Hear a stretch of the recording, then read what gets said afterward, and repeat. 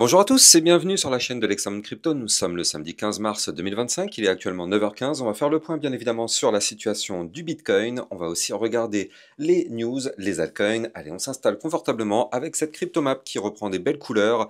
Et ça fait plaisir. La petite poussée hier du Bitcoin, qui n'est pourtant pas une si grande poussée que ça, mais on va voir ensemble qu'on est sur des niveaux clés très intéressants à surveiller. Bref, allez, on s'installe et on démarre cette vidéo avec directement les news. Alors du côté des news, hier on avait vu dans le club Lexarocket la crypto PP et la crypto Ordi. Crypto Létente qui nous pousse que World Liberty Financial a bouclé la vente de son jeton WLFI, levant un impressionnant 550 millions de dollars. C'est vrai que c'est quand même assez dingue. Alors, un pas de plus pour Solana, la SEC a officiellement reconnu le dépôt de l'ETF Solana Spot par Franklin Templeton. Donc, on est en route vers une approbation. Pour l'instant, rien de validé. Donc, on verra bien dans les prochaines semaines, prochains mois. Mais bon, quand on sait que maintenant la SEC est quand même hyper pro-crypto, il y a des chances quand même d'avoir un petit ETF Solana, peut-être dans les prochains mois, à surveiller. Crypto Létente qui nous pousse que BlackRock continue à faire des achats. Donc en effet, il profite des soldes actuellement. Le 13 mars, BlackRock, donc l'IBIT, a acquis 546 bitcoins pour un montant de 45,7 millions de dollars.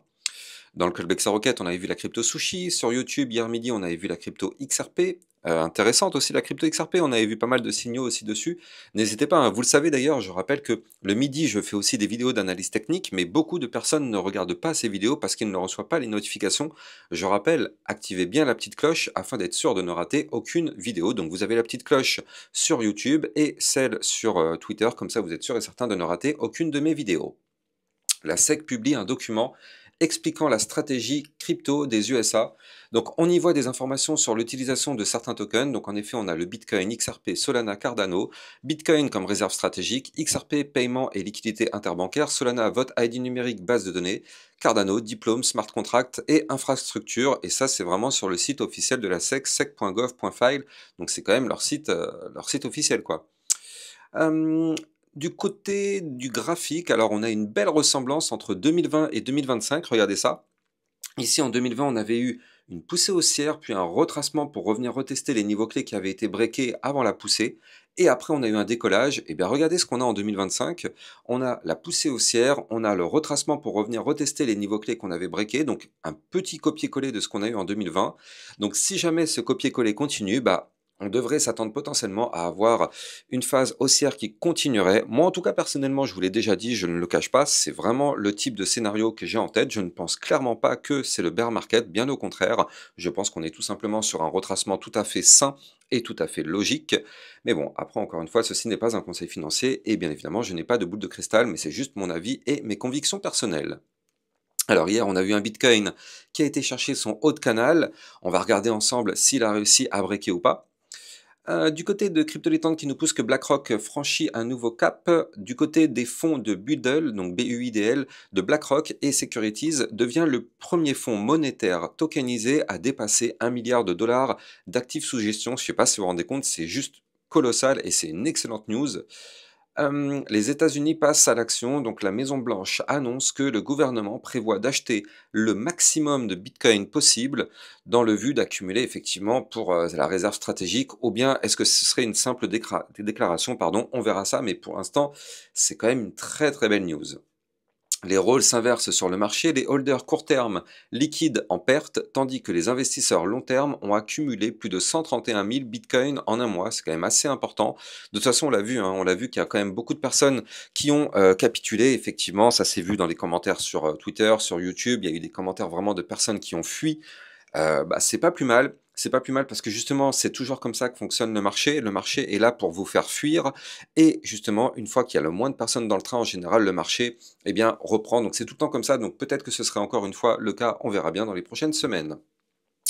Crypto Létente qui nous pousse que la semaine dernière, 18 entreprises du top 70 ont renforcé leurs réserves de plus de 3177 bitcoins. Donc voilà, hein, toutes les entreprises qui ont réaccumulé un petit peu la semaine dernière. Bon, bien évidemment, sans surprise, on a juste une seule entreprise française, hein, c'est The Blockchain Group, c'est la seule et unique entreprise française. Sinon, tout le reste, principalement, ce sont des entreprises américaines ou autres. Mais effectivement, c'est quand même intéressant de voir stratégie en tête de liste, hein, avec 499 096 bitcoins Bitcoin, je ne sais pas si vous vous rendez compte, suivi de près de Marathon Digital, Riot Platform et Tesla. Enfin, de près, non, en fait, c'est pas de près, c'est quand même très très loin, mais bon, au niveau du classement, oui, mais en termes de Bitcoin, c'est quand même une différence colossale. Bref, Donald Trump qui assure sur son, enfin sur la plateforme Social True, il dit qu'un boom économique arrive. Il dit que notre économie va connaître un boom comme jamais auparavant. C'est ce que dit Donald Trump sur Truth Social. Donc on verra bien. Et on a Elon Musk qui retweet en fait un post d'un spectacle de drone formant le Doge. Donc je ne sais pas si vous vous rendez compte, ça aussi c'est quand même assez ouf de voir ça sur le profil public de Elon Musk. Bref, on va rentrer dans l'analyse technique du côté de notre Bitcoin. Mais avant ça, je rappelle bien évidemment que tout ce que je vais dire n'est en aucun cas un conseil financier. C'est à vous de faire vos propres recherches et n'oubliez pas bien sûr que le trading de crypto comporte des risques de perte partielle ou majeure. Allez, on démarre directement avec les indicateurs. Donc la map de liquidité qui nous indique qu'on est quand même plus proche d'aller chercher les liquidités aux 85 000 $. Attention, il faut quand même le noter, on a quand même une petite zone, un cluster aux 79 000, allez 80 000, entre les 80 000 et les 19 000 $, pardon. On a aussi un autre seuil ici.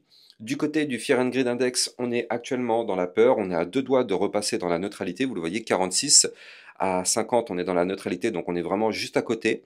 Il y a encore quelques jours, on était ici dans l'extrême peur, donc encore une fois, cet indicateur nous a détecté le bottom, en tout cas pour l'instant, c'est ce qu'on a l'impression. Allez, on va démarrer donc justement notre analyse technique sur le Bitcoin. Et donc, qu'est-ce qu'on voit sur notre Bitcoin? Eh bien, on voit que hier, on a eu une belle petite poussée haussière, ça fait plaisir. Et la journée d'hier, ça c'est important, même si c'est extrêmement faible, mais on a clôturé au-dessus de la bougie d'avant. C'est-à-dire qu'en fait, hier, on a fait ce qu'on appelle une bougie de ravalement haussier. Donc ça, c'est une bougie qui a clôturé plus haut que la précédente, même si c'est un tout petit peu plus haut, hein, mais c'est quand même un ravalement, c'est bel et bien présent. Donc ça montre que les boules sont en train de se manifester, tout simplement, et ça montre aussi que, regardez, le momentum MACD est en train de changer de main actuellement. Là, ça y est, bah, de toute façon, c'est ce qu'on avait vu dans ma vidéo de hier soir et de hier matin. On avait vu qu'on était à deux doigts effectivement de démarrer un momentum bull, et donc là c'est ce qu'on est en train potentiellement de faire. Vous le voyez, aujourd'hui on est sur un démarrage, enfin sur la cassure du momentum bear pour démarrer peut-être le momentum bull, donc à surveiller. En tout cas, je rappelle que là, nous sommes toujours dans une configuration le moyen terme baissière, hein, il faut toujours le noter. À partir du moment où on est toujours sous la ligne de tendance baissière moyen terme, on est toujours baissier moyen terme, malgré la reprise haussière qu'on a eue hier. Ben, du coup, on reste toujours dans une configuration baissière tant qu'on ne break pas cette ligne. Donc, je rappelle, hein, mais les niveaux clés à surveiller. Donc, aujourd'hui, cette ligne, elle se situe ici à 90 779. Et même si on casse cette ligne, je rappelle que le vrai niveau clé qu'il faudra récupérer, c'est ici les 92 500 $. Donc ça, ce seront vraiment les niveaux clés à venir récupérer du côté du Bitcoin pour casser vraiment cette tendance baissière moyen terme. Maintenant, je le rappelle, mais on a toujours cette divergence haussière qui est toujours là. Donc pour l'instant, c'est grâce à elle qu'on a un Bitcoin qui a terminé sa phase baissière. Enfin, pardon, pas terminé sa phase baissière, mais qui est en train peut-être de reprendre de la force, parce que comme je vous l'ai dit, on est toujours dans une phase baissière. Attention, hein, les points hauts sont de plus en plus bas, les points bas sont de plus en plus bas. Mais grâce à cette divergence baissière, on essaye de structurer quelque chose pour essayer justement de casser cette tendance baissière. On en est encore loin d'une validation de ce retournement de tendance, mais en tout cas, on a cette divergence haussière qui est toujours bel et bien présente.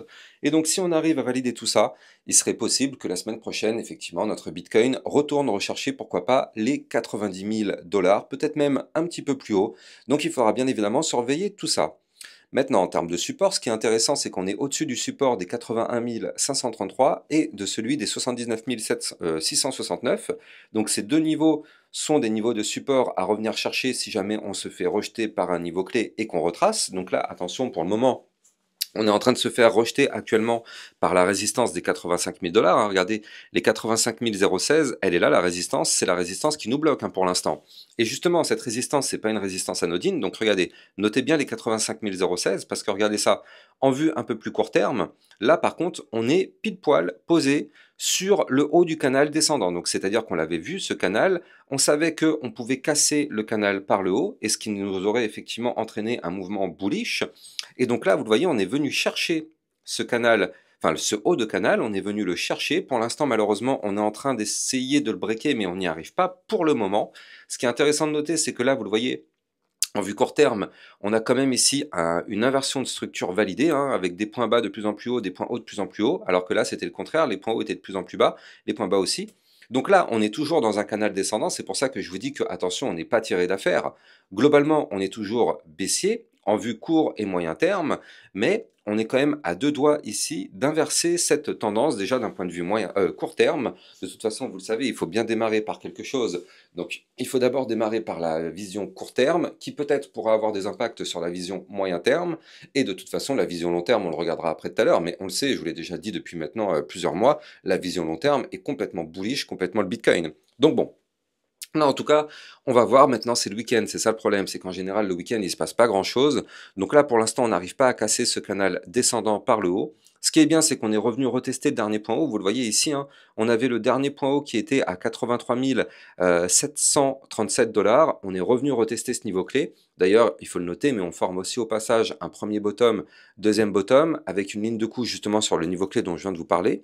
Et effectivement, on est venu retester ce niveau clé, donc c'est ce qu'on appelle le pullback, et donc maintenant, grâce à ce pattern, on pourrait peut-être avoir la force de casser le canal descendant. Je rappelle que le haut du canal est une résistance, c'est pour ça qu'on n'arrive pas à la péter. Mais étant donné que là, on est accompagné par ce potentiel double bottom, alors on pourrait pourquoi pas avoir une tentative de cassure dans les prochains jours pour justement aller chercher des points plus hauts. Et donc ces points plus hauts, je vais vous les donner, mais justement ils sont ici. Je rappelle qu'on a notre ruban de moyenne mobile qui nous appelle. Donc lui, il se situe entre les 85 746 et les 91 297. Au passage, on aura une résistance majeure à 88 035, une autre à 89 631. Donc ça, ce sont des résistances à venir chercher sur notre Bitcoin si jamais on arrive à continuer à reprendre de la force. Maintenant, je rappelle encore une fois, moyen terme, tant qu'on est sous cette ligne de tendance baissière, il ne faut pas espérer quoi que ce soit. On reste toujours dans une configuration baissière, même si on est en train d'essayer de reprendre de la force. Mais regardez, ne nous faisons pas avoir. On avait déjà eu le piège ici qui s'était refermé. Là, attention à ne pas faire la même chose, c'est-à-dire retourner rechercher la ligne de tendance, ne pas réussir à la péter, et boum, on se fait rejeter et on chute de plus belle. Voilà, donc là du côté du Bitcoin, je rappelle, donc vue court terme, on est baissier, vue moyen terme, on est baissier, vue long terme, par contre cette fois-ci, on est méga bullish. Je ne sais pas comment je pourrais le dire autrement, mais ce n'est que mon propre avis, encore une fois, ce n'est pas un conseil financier, mais la vue long terme est clairement bullish du côté du Bitcoin quand on voit ce type de configuration. Donc bon, pour l'instant, on verra bien, on n'y est pas encore, mais il y a quand même de fortes chances d'avoir de meilleurs jours très bientôt sur notre Bitcoin et bien évidemment par répercussion sur les altcoins. Et justement, en parlant d'altcoins, on va regarder ce qui se passe du côté des altcoins. Avant ça, bien évidemment, je rappelle que vous pouvez me suivre sur Twitter pour recevoir toutes les news et toutes les actualités crypto. Et si vous le souhaitez, vous pouvez aussi rejoindre le Club Lexarocket pour recevoir encore plus de vidéos que ce que vous avez sur YouTube. Et ça vous permet aussi de recevoir des potentiels crypto-pépites à surveiller. N'hésitez pas, vous avez le lien du Club Lexarocket en description de cette vidéo, tout comme mon lien Twitter officiel. Alors, du côté des altcoins, bien évidemment, on va regarder ce qui se passe du côté de notre Ethereum. Vous le savez, je l'analyse quand même tout le temps. Cette crypto Ethereum, elle est très très importante à surveiller malgré le fait qu'il ne se passe plus grand chose depuis quelques temps. Hop là, hop, Ethereum USDT, tac. Et ce qu'il faut noter, c'est que là, du côté de l'Ethereum, on est toujours posé pile poil sur le support des 1834. Ce support nous permet de de supporter la chute du cours. Par contre, attention, hein, on a une résistance à 1936. Cette résistance, on n'arrive pas à la péter, malheureusement. C'est elle qui nous bloque, hein. Je rappelle que tant qu'on ne passe pas cette résistance, on sera bloqué. Maintenant, du côté de l'Ethereum, il faut le noter, mais je le dis et je le répète, ça reste une crypto-pépite pour moi. Ça reste une crypto-pépite qu'il va falloir surveiller. Je rappelle qu'on est sur une phase de consolidation ici, donc ça veut dire que pour le moment, la chute semble terminée.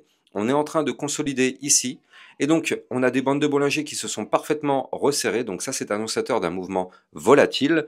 Alors, pour avoir bien sûr une poussée haussière, il faudra qu'on arrive à breaker les 1950 $. Pour l'instant, on n'y est pas. On est en dessous. On est même rejeté par ce niveau clé. Donc, on n'arrive pas à le péter. Mais si on pète ce niveau clé, l'idée serait d'aller chercher les 2017, les 2056, les 2146 et pourquoi pas même aller rechercher ici les 2000, combien c'était ce niveau clé? Voilà, le niveau clé de résistance des 2242 $. Ce sont nos targets à aller chercher en cas de cassure du range dont je vous ai parlé juste avant par le haut. Donc effectivement, affaire à surveiller de très très près. En vue jour, on est à deux doigts de faire un momentum bull. Et je rappelle que cette crypto-monnaie, donc l'Ethereum, est sur une configuration là aussi en, comment ça s'appelle, en divergence haussière. Alors avant de continuer, je rappelle que vous pouvez trader toutes les crypto-monnaies en utilisant mon lien de parrainage Binance qui vous permet d'obtenir un bonus à vie sur vos frais de trading. Ça vous permet aussi de trader sur une plateforme enregistrée PSAN auprès de l'AMF. N'hésitez pas, vous avez le lien en description de cette vidéo. Donc là, du côté de l'Ethereum, on est sur une tendance haussière. On est du côté du RSI, hein, bien sûr, je parle, on est sur une divergence haussière. Le RSI monte, le cours descend. Donc là, ce serait pas étonnant, en tout cas, de voir l'Ethereum casser son range par le haut, et avec ses bandes de Bollinger resserrées, retrouver un petit peu de volatilité la semaine prochaine. Franchement, ce serait vraiment pas du tout déconnant. En tout cas, on croise les doigts, parce que bon, bah, si on arrive à le faire, bah, effectivement, ce serait quand même une bonne nouvelle, hein. Je rappelle que si l'Ethereum arrive à reprendre de la force, bah, ça permettrait de reprendre de la force aussi du côté de toutes les altcoins. Et il faut le noter, on a aussi cette Bitcoin dominance qui est en train de perdre un tout petit peu de force, hein, vous le voyez, il y a encore, on a essayé de pousser, on était combien à 62,24 il y a encore quelques jours. Donc bon, attention à ce que la Bitcoin dominance ne s'envole pas, hein, vous le savez, ça ce serait très dangereux pour les altcoins. Donc bon, pour l'instant ça reste contrôlé, on reste dans le périmètre entre les 62 et les 60.